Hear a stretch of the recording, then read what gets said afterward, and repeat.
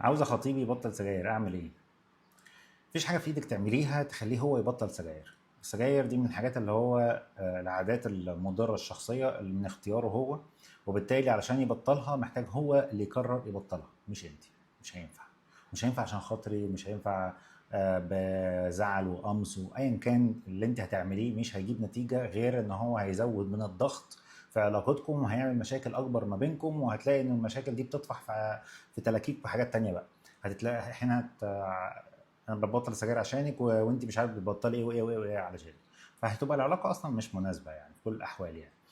ومهم من العلاقات الناجحه انها تكون علاقات مريحه. يعني ايه مريحه؟ يعني البني ادم يكون على طبيعته، والاخر مرتاح معاه في طبيعته.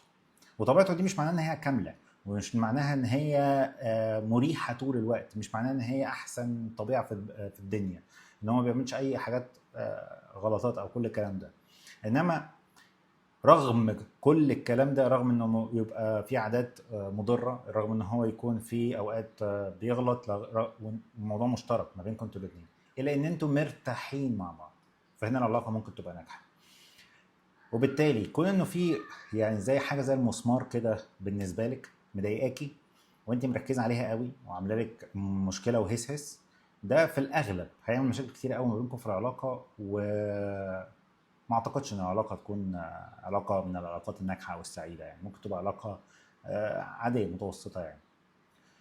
طيب دي حاجه. الحاجه التانيه، طيب لو انت بقى السجاير بتضرك او بتضايقك تعملي ايه؟ طيب ما هنا ممكن تحط حدود، انه انا ما بحبش التدخين فبالتالي مش عايز اقعد في مكان فيه سجاير. انت يا باشا عايز تدخن دخن براحتك، بس ما تضرنيش ما تضايقنيش. فهنا لو في العربيه وانت قاعده ده بيخنقك بلاش. لو في مكان سموكينج، لا انا بحب النون سموكينج، انت عايز تدخن اطلع دخن وارجع تاني براحتك. فهنا يبقى بالنسبه لك انت حطيت الحدود المناسبه بالنسبه لك، اللي هو ما بتضركيش. انما ده مش معناه ان هو يعمل ايه ما يعملش ايه، يبطل ما يبطلش، دي حاجه مش في ايدك. محتاجين نعرف حدودنا. لو عرفنا حدودنا هنرتاح. مشكلتنا ان احنا عمالين بننطح راسنا وبنقعد نعافر في حاجه مش بتاعتنا وما نقدرش نتحكم فيها. اختياره بس.